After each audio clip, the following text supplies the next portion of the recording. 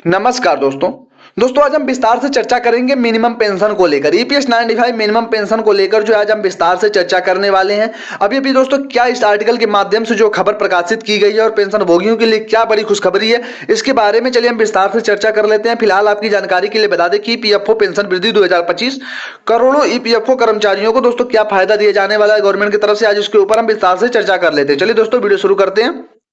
सरकारी सेक्टर के अंतर्गत काम करने वाले लोगों के अलावा कई लोग निजी क्षेत्र के अंतर्गत भी काम कर रहे हैं। ऐसे लोगों के लिए पेंशन की सुविधा उपलब्ध कराई गई है। पेंशन की सुविधा ईपीएस 95 पेंशन और यह प्राइवेट नौकरी करने वाले लोग उपलब्ध कराते हैं। वर्तमान समय में निजी नौकरी करने वाले कई कर्मचारी समय समय पर यह पेंशन प्राप्त कर रहे हैं। वहीं अभी जो व्यक्ति रिक्वायरमेंट की सोच रहे हैं वो परेशान है, उसे यह पेंशन के बारे में जानकारी जरूर हासिल करनी चाहिए। ईपीएफओ की ईपीएस एक ऐसी पेंशन योजना है जो 1995 से प्रदान की गई है और यह पेंशन खाते को सूची जारी कर रही है। अंतिम दिनों में कर्मचारियों ने कितना दिन काम किया और इस पेंशन से संबंधित वर्तमान समय में बीमा की मांग भी जारी है, तो लाभांश से अधिक संपूर्ण जानकारी को शामिल किया गया है। ईपीएफओ की ईपीएस 95 पेंशन जो भी प्राप्त करना चाहते हैं, ऐसे सभी निजी क्षेत्र के अंतर्गत काम करने वाले कर्मचारियों के पास कर्मचारियों का खाता अवश्य मौजूद होना चाहिए और नौकरी के दौरान कुछ न कुछ राशि जमा होनी चाहिए। ई पेंशन स्टाफ पेंशन के लिए 12% का हिस्सा प्राइवेट फंड में जमा किया जाता है। इसके अलावा कंपनी की राशि भी जो है जमा की जाती है। कंपनी के द्वारा सागर की जाने वाली राशि जो है दो अलग अलग भागों में बांटा जाता है। एक जो भाग राशि है 8.33% ईपीएस में जमा की जाती है, वहीं दूसरी जो भाग शेष बचती है वह 3.67% जो है राशि वो खाली में जाती है। इस प्रकार कुल मिलाकर इस स्कीम के तहत राशि को जमा करने का न्यूनतम 1000 रुपए की पेंशन निजी क्षेत्र में काम करने वाले लोगों को प्रदान किया जाता है। लेकिन विवाद बहुत ही ज्यादा हो जाने की वजह से वर्तमान समय में पैकेज करने की मांग कर्मचारियों के द्वारा की जा रही है।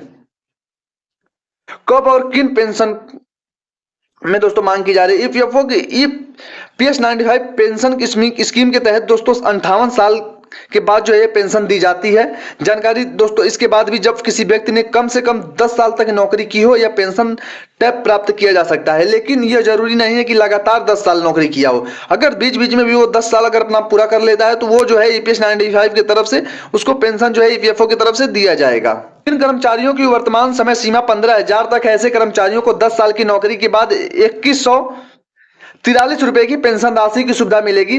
राशि को तय करने के लिए फार्मूला तैयार हो गया है। फार्मूला के तहत पेंशन की राशि तय की जाएगी और फार्मूला मंथली पेंशन करता जो है एक पेंशन जो सेवा उसका होगा उसका 70 है। इस फार्मूले को ध्यान में रखते हुए उस खाते पर कम या ज्यादा वेतन होने पर सभी कर्मचारियों की पेंशन राशि से छुटकारा पा सकते हैं।